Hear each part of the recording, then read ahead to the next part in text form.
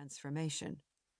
Whether she is inviting her readers to experiment with different prayer postures at home, or to embody hospitality at work and school, she keeps body and soul together. She never opposes the two or makes one sound holier than the other. In this way and many others, she shows us what it means to live by faith in the Incarnation. Whether you believe that the Incarnation happened only once, in the body of Jesus Christ, or whether you believe that it happens every day in the body of the Church, the truth is the same. God enters the world through human flesh. From the very first page, Marjorie lets you know that she is less interested in giving you information about the spiritual life than she is in giving you the tools to engage the spiritual life, both for your health and the health of the world. While her book stimulates quite a lot of thought, making you a better thinker is not the point. The point is to offer you a map to living water, along with a packing list of what you might need and who you might invite to come along as you set off to make the journey for yourself. At the same time, Marjorie has logged so many hours on that road with so many different kinds of people that she can almost read your mind as you think of 1,000 reasons to turn back.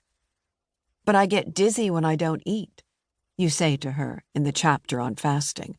"Fine," she says. "Why don't you try fasting from social media instead?"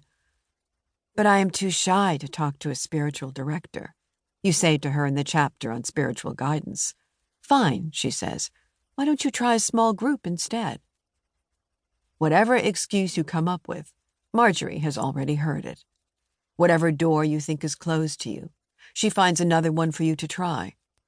In this way, among many others, she embodies what she teaches. Spiritual disciplines must be freely chosen. We choose them only if we have a strong desire to grow, and even then we cannot force them to produce fruit. In the words of Richard Foster, spiritual disciplines are the means by which we place ourselves where God can bless us. So there you have it.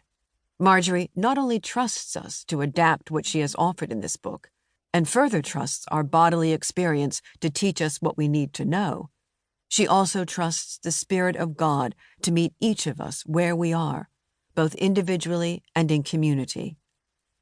This makes her one of the most trustworthy guides I know, whose third Soul Feast promises to nourish another generation of seekers in the Church and far beyond. Barbara Brown Taylor. Forward. It is a real honor and joy for me to write this foreword to Marjorie Thompson's book, Soul Feast, an invitation to the Christian spiritual life, especially because of our long friendship and my great admiration for her person and her work. I met Marjorie for the first time in the fall of 1979, while I was on the faculty of Yale Divinity School. After having received her master's degree at McCormick Theological Seminary in Chicago, Marjorie came to Yale to focus her studies on ecumenical Christian spirituality and to become more familiar with its different practices and disciplines. Very soon, I became aware that Marjorie had unique gifts of mind and heart that enabled her to make significant contributions to the spiritual life of the Christian Church.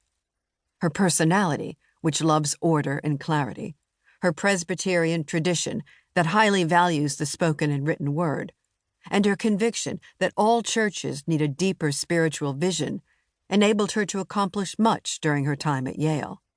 She read widely, spoke with many people, and visited a rich variety of retreat and conference centers.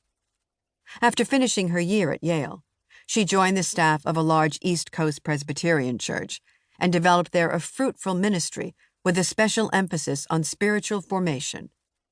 When Marjorie moved to Nashville, Tennessee, almost 4 years later, she was well prepared to broaden and deepen her spiritual ministry through teaching, workshops, and retreats. This book is the fruit of Marjorie's personal practice, her solid studies, and long experience in spiritual formation. It brings together in a clear, concise way the essence of her ministry. There are few books in which a solid biblical vision and a practical, hands-on approach are so well integrated. When you have read and lived this book, you have been